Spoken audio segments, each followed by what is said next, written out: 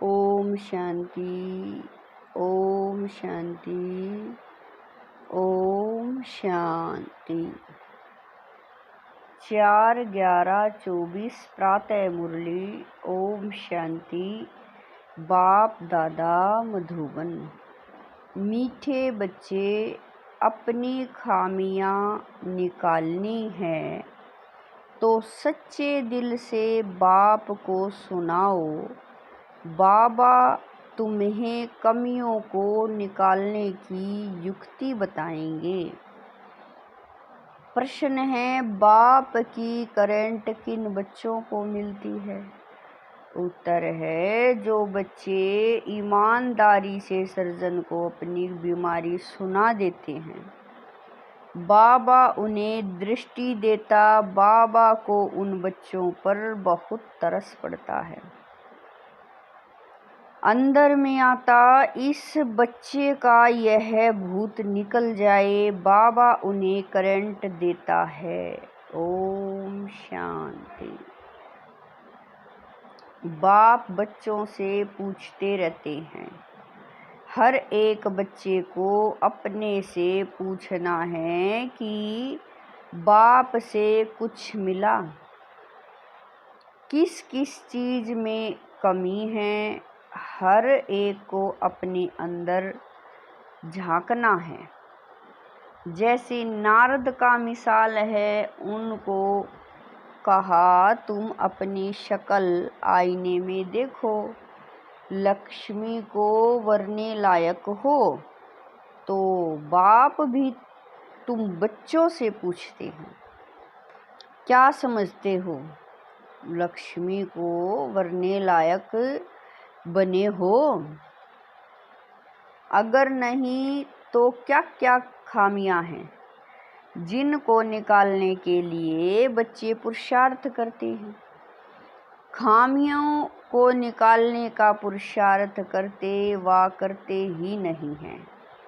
कोई कोई तो पुरुषार्थ करते रहते हैं। नए नए बच्चों को यह समझाया जाता है, अपने अंदर में देखो, कोई खामी तो नहीं है, क्योंकि तुम सबको परफेक्ट बनना है। बाप आते ही हैं परफेक्ट बनाने के लिए, इसीलिए एम ऑब्जेक्ट का चित्र भी सामने रखा है। अपने अंदर से पूछो, हम इन जैसे परफेक्ट बने हैं।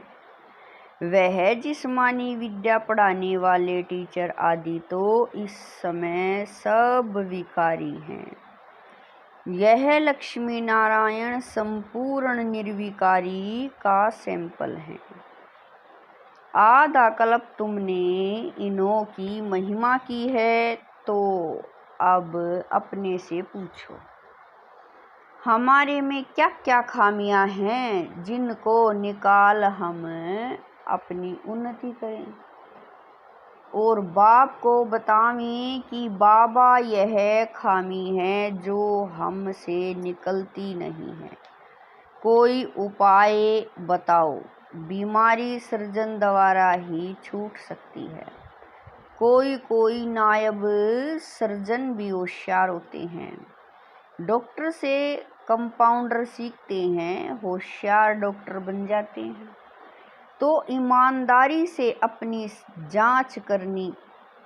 बाबा कह रहे हैं, ईमानदारी से अपनी जांच करो, मेरे में क्या क्या खामियां हैं जिस कारण मैं समझता हूँ यह पद पा नहीं सकूँगा। बाप तो कहेंगे ना, तुम इन जैसा बन सकते हो। खामियां बताएं तब बाबा राय दे। बीमारियां तो बहुत हैं, बहुतों में खामियां हैं। कोई में बहुत क्रोध है, लोभ है, उन्हें ज्ञान की धारणा नहीं हो सकती। जो कोई को धारण करा सके, बाप रोज बहुत समझाते हैं। वास्तव में इतनी समझाने की जरूरत ही नहीं दिखती। मंत्र का अर्थ बाप समझा देते हैं। बाप तो एक ही है। बेहद के बाप को याद करना है और उनसे यह वर्षा पाकर हमको ऐसा बनना है। और स्कूलों में 5 विकारों को जीतने की बात ही नहीं होती। यह बात अभी ही होती है जो बाप आकर समझाते हैं। तुम्हारे में जो भूत है, जो दुख देते हैं, उनका वर्णन करेंगे तो उनको निकालने की बाप युक्ति बताएंगे। बाबा, यह भूत हमको तंग करते हैं। भूत निकालने वाले के आगे वर्णन किया जाता है ना, तुम्हारे में कोई वह भूत नहीं। तुम जानते हो यह 5 विकारों रूपी भूत जन्म जन्मांतर के हैं। देखना चाहिए हमारे में क्या भूत है, उसको निकालने लिए फिर राय लेनी चाहिए। आंखें भी बहुत धोखा देने वाली हैं, इसीलिए बाप समझाते हैं। अपने को आत्मा समझ दूसरे को भी आत्मा समझने की प्रैक्टिस डालो। इस युक्ति से तुम्हारी यह बीमारी निकल जाएगी। हम सब आत्माएं तो आत्मा भाई भाई ठहरे, शरीर तो है नहीं। यह भी जानते हो हम आत्माएं सब वापिस जाने वाली हैं, तो अपने को देखना है। हम सर्वगुण संपन्न बने हैं, नहीं तो हमारे में क्या अवगुण है। तो बाप भी उस आत्मा को बैठ देखते हैं, इसमें यह खामी है, तो उनको करंट देंगे। इन बच्चों का यह विघ्न निकल जाए। अगर सर्जन से ही छिपाते रहेंगे तो कर ही क्या सकते। तुम अपने अवगुण बताते रहेंगे तो बाप भी राय देंगे। जैसे तुम आत्माएं बाप को याद करती हो, बाबा आप कितने मीठे हो, हमको क्या से क्या बना देते हो। बाप को याद करते रहेंगे तो भूत भागते रहेंगे। कोई न कोई भूत है जरूर। बाप सर्जन को बताओ, बाबा हमको इतनी युक्ति बताओ।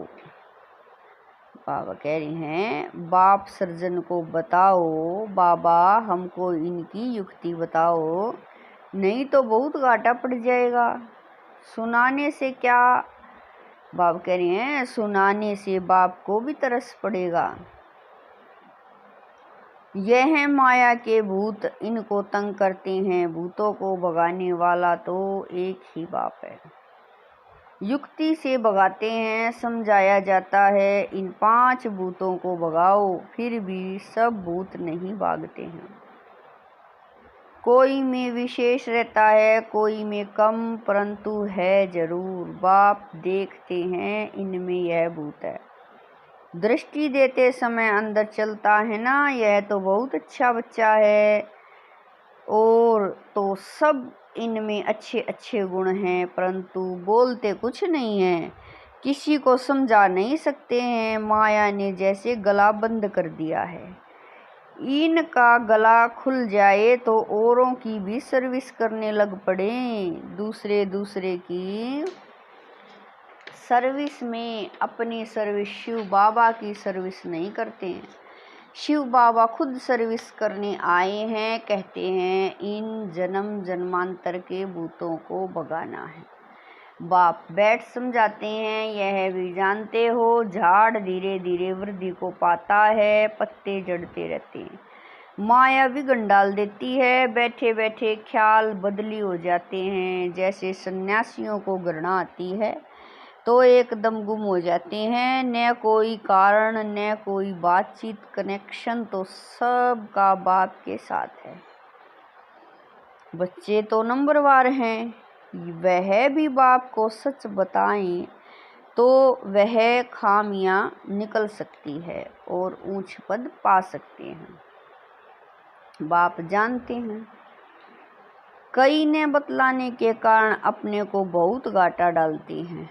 कितना भी समझाओ परंतु वह काम करने लग पड़ते हैं। माया पकड़ लेती है। माया रूपी अजगर है, सबको पेट में डाल बैठी है। दूबन में गले तक फंस पड़े हैं। बाप कितना समझाते हैं और कोई बात नहीं। सिर्फ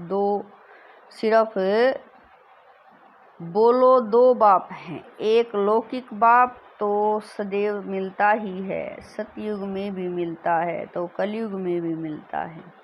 ऐसे नहीं कि सतयुग में फिर पारलौकिक बाप मिलता है। पारलौकिक बाप तो एक ही बार आते हैं। पारलौकिक बाप आकर नरक और स्वर्ग बनाते हैं। उनकी भक्ति मार्ग में कितनी पूजा करते हैं, याद करते हैं। शिव के मंदिर तो बहुत हैं। बच्चे कहते हैं सर्विस नहीं है। अरे शिव के मंदिर तो जहाँ तहाँ हैं, वहाँ जाकर तुम पूछ सकते हो। इनको क्यों पूजते हो? यह शरीरदारी तो है नहीं। यह है कौन? कहेंगे परमात्मा। इन बगैर और कोई को कहेंगे नहीं। तो बोलो यह परमात्मा बाप है ना, उनको खुदा भी कहते हैं, अल्लाह भी कहते हैं। अक्सर करके परम पिता परमात्मा कहा जाता है। उनसे क्या मिलने का है, यह कुछ पता है? भारत में शिव का नाम तो बहुत लेते हैं, परंतु जयंती त्योहार भी मनाते हैं। कोई को भी समझाना बहुत सहज है। बाप भिन्न भिन्न प्रकार से समझाते तो बहुत रहते हैं। तुम किसके पास भी जा सकते हो, परंतु बहुत ठंडाई से नम्रता से बात करनी है। तुम्हारा नाम तो भारत में बहुत फैला हुआ है। थोड़ी भी बात करेंगे तो झट समझ जाएंगे। यह बीके हैं। गांव आदि तरफ तो बहुत इनोसेंट है। तो मंदिरों में जाकर सर्विस करना बहुत सहज है। आओ तो हम तुमको शिव बाबा की जीवन कहानी सुनाएं। तुम शिव की पूजा करते हो, उनसे क्या मांगते हो? हम तो आपको इनकी पूरी जीवन कहानी बता सकते हैं। दूसरे दिन फिर लक्ष्मी नारायण के मंदिर में जाओ, तुम्हारे अंदर में खुशी रहती है। बच्चे चाहते हैं गावड़े में सर्विस करें। सब की अपनी अपनी समझ है ना। बाप कहते हैं पहले पहले आओ शिव बाबा के मंदिर में, फिर लक्ष्मी नारायण के मंदिर में जाकर पूछो इन्हों को यह वर्षा कैसे मिला हुआ है। आओ तो हम आपको इन देवी देवताओं के 84 जन्मों की कहानी सुनाएं। गांव वालों को भी जगाना है। तुम जाकर प्यार से समझाएंगे तुम आत्मा हो। आत्मा ही बात करती है। यह शरीर तो खत्म हो जाने वाला है। अब हम आत्माओं को पावन बन बाप के पास जाना है। बाप कहते हैं मुझे याद करो, तो सुनने से ही उनको कशिश होगी। जितना तुम देही अभिमानी होंगे, उतना तुम्हारे में कशिश आएगी। अभी इतना इस देह आदि से, पुरानी दुनिया से पूरा वैराग्य नहीं आया है। यह तो जानते हो, यह पुराना चोला छोड़ना है। इनमें क्या ममत्व रखना है। शरीर होते शरीर में कोई ममत्व नहीं होना चाहिए। अंदर में यही तात रहे। अब हम आत्माएं पावन बनकर अपने घर जाएं, फिर यह भी दिल होती है। ऐसे बाबा को हम कैसे छोड़ें? ऐसा बाबा तो फिर कभी मिलेगा नहीं। तो ऐसे ख्यालात करने से बाप भी याद आएगा, घर भी याद आएगा। अब हम घर जाते हैं। 84 जन्म पूरे हुए। भल दिन में अपना धंधा आदि करो। गृहस्थ व्यवहार में तो रहना ही है। उस में रहते हुए भी तुम बुद्धि में यह रखो कि यह तो सब कुछ खत्म हो जाना है। अभी हमको वापिस अपने घर जाना है। बाप ने कहा है गृहस्थ व्यवहार में भी जरूर रहना है, नहीं तो कहाँ जाएंगे। धंधा आदि करो, बुद्धि में यह याद रहे, यह तो सब कुछ विनाश होने का है। पहले हम घर जाएंगे, फिर सुख धाम में आएंगे। जो भी टाइम मिले अपने से बातें करनी चाहिए। बहुत टाइम है, 8 घंटा धंधा आदि करो, 8 घंटा आराम भी करो, बाकी 8 घंटा यह बाप से रूह रिहान कर फिर जाकर रूहानी सर्विस करनी है। जितना भी समय मिले शिव बाबा के मंदिर में, लक्ष्मी नारायण के मंदिर में जाकर सर्विस करो। मंदिर तो तुमको बहुत मिलेंगे, तुम कहाँ भी जाएंगे तो शिव का मंदिर जरूर होगा। तुम बच्चों के लिए मुख्य है याद की यात्रा। याद में अच्छी रीति रहेंगे तो तुम जो भी मांगो मिल सकता है। प्रकृति दासी बन जाती है, उनकी शक्ल आदि भी ऐसी खींचने वाली रहती है। कुछ भी मांगने की दरकार नहीं। सन्यासियों में भी कोई कोई पक्के रहते हैं, बस ऐसे निश्चय से बैठते हम ब्रह्मा में जाकर लीन होंगे, ये इस निश्चय में बहुत पक्के रहते हैं। उन्हों का अभ्यास होता है, हम इस शरीर को छोड़ जाते हैं, परंतु वह तो रोंग रास्ते पर बड़ी मेहनत करते हैं ब्रह्मा में लीन होने के लिए। भक्ति में दीदार के लिए कितनी मेहनत करते हैं, जीवन भी दे देते हैं। आत्मघात नहीं होता है, जीवघात होता है। आत्मा तो है ही, वह जाकर दूसरा जीवन अर्थात शरीर लेती है। तो तुम बच्चे सर्विस को अच्छी रीति शौक रखो तो बाप की याद आवे। यहाँ भी मंदिर आदि बहुत हैं। तुम योग में पूरा रहकर किसी को भी कहेंगे, कोई विचार नहीं आएगा। योग वाले का तीर पूरा लगेगा।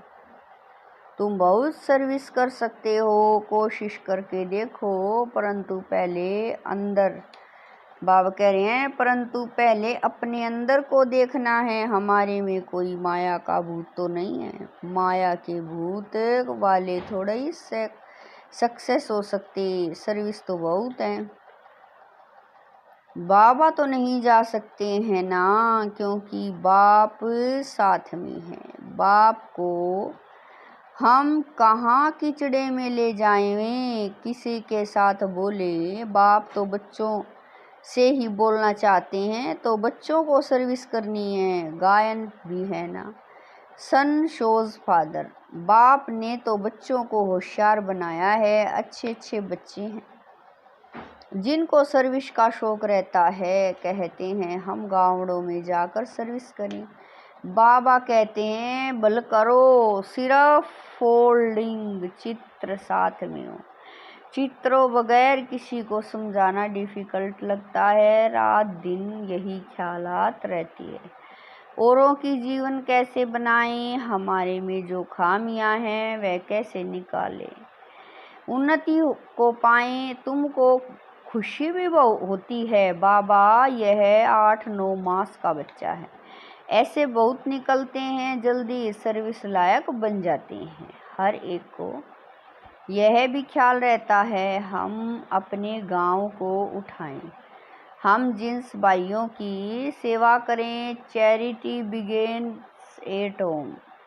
सर्विस का शौक बहुत चाहिए, एक जगह ठहरना नहीं चाहिए, चक्कर लगाते रहें।